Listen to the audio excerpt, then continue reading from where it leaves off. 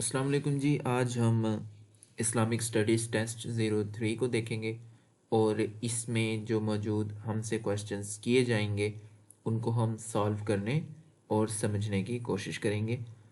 तो क्योंकि आप लोगों को हम पहले भी बता चुके हैं कि इस्लामिक स्टडीज़ क्यों इम्पॉर्टेंट है, क्योंकि ये हर कंपैरेटिव एग्ज़ाम जैसे कि CSS, PMS, PPSC, FPSC, इन सब का ये एक इम्पॉर्टेंट पार्ट बन चुकी है। ठीक है, इससे क्वेश्चंस आते हैं।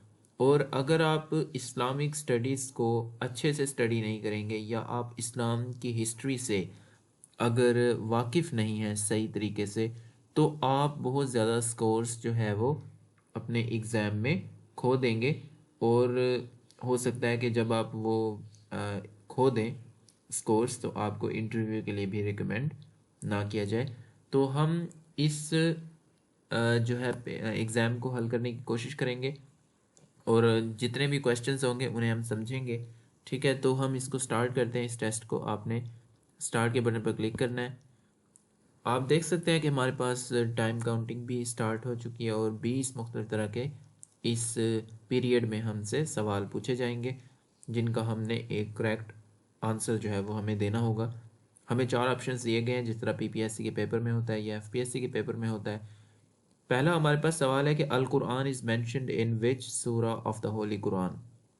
ठीक है, देखें, कुरान कुरान हकीम में कुरान का लफ्ज़ जो है वो कौन सी सूरह में आया है। हमारे पास 4 सूरतों के नाम दिए गए हैं और हमने एक सूरह सेलेक्ट करनी है जिसमें कुरान का नाम आया है। ठीक है, पहला है अल बकरा, दूसरा है अल इसराइल, तीसरा है अल यासीन और चौथा है अल अलग। तो कुरान हकीम की वो सूरह जिसमें कुरान नाम आया है वो है सूरह अल इसराइल। तो यही बेस्ट ऑप्शन है और इसी के अंदर जो है वो कुरान लफ्ज़ आया है। इसके बाद हमारे पास नेक्स्ट क्वेश्चन है कि मोता वाज फाउट इन। तो मोता, जंग मोता जो है ये 629 हिजरी में जो है वो हुई थी। तो इसका जो बेस्ट ऑप्शन है वो 629 है। इसके बाद हमारे पास नेक्स्ट क्वेश्चन है कि Islamic coin was introduced by.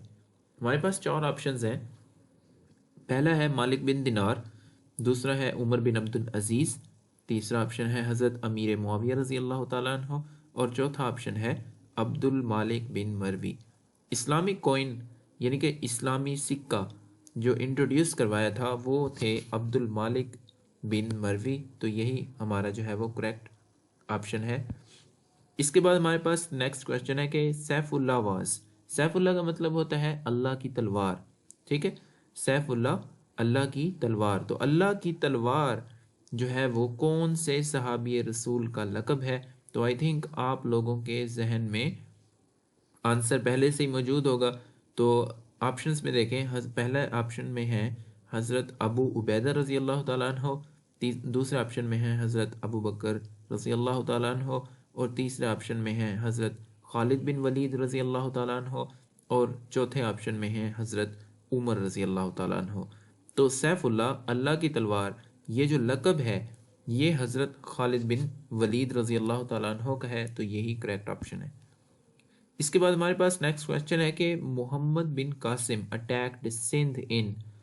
Mohammad बिन कासिम ने जब सिंध पर अटैक किया, जब सिंध पर हमला किया, तो वो था 712 हिजरी में उसने सिंध पर हमला किया। इसके बाद नेक्स्ट क्वेश्चन है कि the battle of bridge was fought against. देखें, ये जो बैटल ऑफ ब्रिज है ये लड़ी गई थी ईरान के खिलाफ। तो ईरान इसका बेस्ट ऑप्शन है। यहाँ पर देखें, हमारे पास नेक्स्ट क्वेश्चन है कि how many companions were complete हाफिज। कितने सहाबी रसूल मुकम्मल तौर पर हाफिज थे। तो वो थे 22 सहाबी, तो वो मुकम्मल तौर पर हाफिज थे। इसके बाद नेक्स्ट हमारे पास क्वेश्चन है कि women mention in the Quran by name are. यानी कि कितनी औरतें हैं जिनका नाम कुरान में आया है या कुरान ने जिनको उनके नामों से पुकारा है। तो वो हैं 4। तो आप अगर कुरान को स्टडी करते हैं तो आपको ये पता चलेगा कि वो कौन सी 4 ख़वातीन हैं, उनके नाम क्या हैं जिनका नाम कुरान में आया है। ओवरऑल इस क्वेश्चन का जो करेक्ट आंसर है, क्योंकि टाइम हमारे पास है नहीं, women mention in the Quran वो है 4। इसके बाद हमारे पास नेक्स्ट क्वेश्चन है कि Multan was conquered down, Multan को कब फतह किया गया? तो मुल्तान को फतह किया गया था 714 हिजरी में। 712 में मोहम्मद बिन कासिम ने जो है वो सिंध पर हमला किया था और 714 में मुल्तान फतह हुआ था। इसके बाद हमारे पास नेक्स्ट है कि हज़रत जिब्राईल अलैहिस्सलाम is mentioned in the Quran. तो हज़रत जिब्राईल अलैहिस्सलाम को जो है वो कुरान हकीम में 3 बार जो है वो मेंशन किया गया है। इसके बाद हमारे पास यहाँ पर नेक्स्ट क्वेश्चन है कि हाउ मैनी वाइफ्स डिड हज़रत उमर रज़ी अल्लाह ताला अन्हो हैव। तो हज़रत उमर रज़ी अल्लाह ताला अन्हो की कितनी बीवियाँ थी? तो कुछ कहते हैं कि 4 थी, लेकिन ऐसा नहीं है कि हज़रत उमर रज़ी अल्लाह ताला अन्हो की जो बीवियाँ थी वो 8 थी। तो इसका जो बेस्ट ऑप्शन है वो है 8। ठीक है, तो यहाँ तक आप लोगों को क्लियर हो चुका है। इसके बाद हम नेक्स्ट क्वेश्चन की तरफ जो है वो जाने लगे हैं। हमारे पास नेक्स्ट क्वेश्चन है कि which place is known as Babul Islam. तो बाबुल इस्लाम जो है वो किसे कहा जाता है? पहला ऑप्शन है अराफात, दूसरा ऑप्शन है मदीना, तीसरा ऑप्शन है मक्का और चौथा ऑप्शन है सिंध। तो जो ऐसी जगह जिसको बाबुल इस्लाम कहा जाता है वो है सिंध। तो सिंध को जो है वो बाबुल इस्लाम कहा जाता है। इसके बाद हमारे पास नेक्स्ट क्वेश्चन है कि Abbasid rule came to an end in. तो अब्बासिड रूल जो है ये कब ख़त्म हुआ? ये 750 हिजरी में ख़त्म हो गया था। ये मोहम्मद बिन कासिम का सिंध आना, मुल्तान का फ़तह होना, फिर उन पर हुकूमत चलना, ये सारा जो है वो 750 हिजरी में ख़त्म हो चुका था। इसके बाद हमारे पास है कि the subject matter of the holy Quran is. तो होली कुरान का सब्जेक्ट मैटर क्या है? डूम्सडे है, मैन है, तौहीद है या फिर डेविल है? देखें, डूम्सडे का मतलब होता है एंड ऑफ द वर्ल्ड।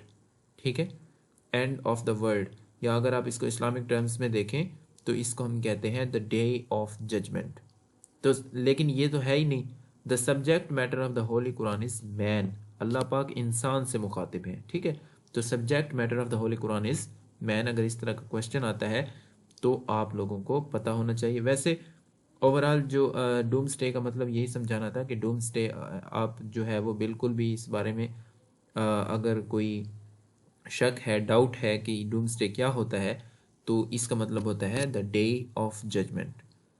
इसके बाद हमारे पास नेक्स्ट क्वेश्चन है कि the real name of Abdul मुत्तलिब was. Abdul मुत्तलिब का असल नाम क्या था? अकबा, वलीद, शेबा या वाहिद? तो अब्दुल मुत्तलिब, हज़रत अब्दुल मुत्तलिब का जो असल नाम था वो था शेबा। तो Sheba is the correct option. इसके बाद हमारे पास नेक्स्ट क्वेश्चन है कि the last kind of Andalus was. Andalus की आखिरी किस्म क्या थी? यानी कि उसका पहले नाम क्या था, इस तरह कह सकते हैं। न्यूयॉर्क, ठीक है, काउनिट जूलियन, रदार्क या फ्लोरिडा? तो अंदलुस की जो लास्ट काइंड थी वो थी रदार्क। तो रदार्क इज द करेक्ट ऑप्शन। इसके बाद हमारे पास नेक्स्ट क्वेश्चन है कि अबू जहल डाइड इन गजवा। अबू जहल कौन सी गजवा में मर गया? तो हमारे पास 4 ऑप्शन है। ओहद की जंग में मरा था, खैबर की जंग में मरा था, बदर की जंग में मरा था या फिर तबूक की जंग में मरा था? तो अबू जहल जो है वो गज़वाए बदर में जो है ये मर चुका था। इसको गज़वाए बदर में जो है वो मौत आई। ठीक है, तो ये इस हमारा, अगर इस तरह का क्वेश्चन जो है वो आपके पास आ जाए तो ये हमारा करेक्ट ऑप्शन है। ठीक है, इसको अबू जहल को जो है वो किल किया था अब्दुल्ला इब्ने मसूद ने रज़ी अल्लाह ताला अन्हो। उन्होंने गज़वाए बदर में अबू जहल को मारा और उस वक्त तकरीबन 624 हिजरी जो है वो चल रही थी जब गज़वाए बदर हुई। यानी कि 624 सेंचुरी, 2 हिजरी कह सकते हैं। ठीक है, उसके बाद हमारे पास नेक्स्ट क्वेश्चन है कि the biggest idol of Quraysh. ठीक है, जो बिगेस्ट आइडल मतलब सबसे बड़ा बुत कुरैश का वो कौन था? तो पहला ऑप्शन है हमारे पास मनात, दूसरा ऑप्शन है शिवा, तीसरा ऑप्शन है उज़ा और चौथा ऑप्शन है हबल। तो जो बिगेस्ट आइडल है कुरैश का वो है हबल, ठीक है। तो हबल जो है is the largest and most important idol of Quraysh, और इसको जो है वो खाना काबा के अंदर रखा जाता था, ठीक है, इनसाइड द काबा। और ये ना तकरीबन जैसे अकीक पत्थर होता है ना, अकीक, रेड अगेट स्टोन जिसे कहते हैं रेड अगेट स्टोन, ये उससे बना हुआ था। तो इसको कुरैश जो है वो इसको ना फॉर्चून टेलिंग विद एरोज वो यूज़ करते थे। इसको फ़तह मक्का में नबी करीम सल्लल्लाहु अलैहि वसल्लम ने इसे डिस्ट्रॉय किया। लेकिन ये आपकी इन्फॉर्मेशन के लिए था कि हबल जो है ये अकीक पत्थर यानी कि रेड अगेट स्टोन का बना हुआ था, और इसको काबा के अंदर रखा गया था, और ये सबसे बड़ा बुत था कुरैश का।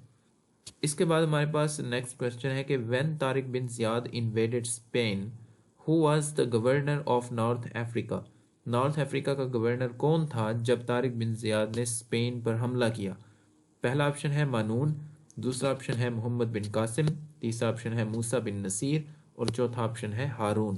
तो जब तारिक बिन ज़ियाद ने स्पेन पर हमला किया उस वक्त नॉर्थ अफ्रीका का जो गवर्नर था वो था मानून। तो मानून इज द करेक्ट ऑप्शन।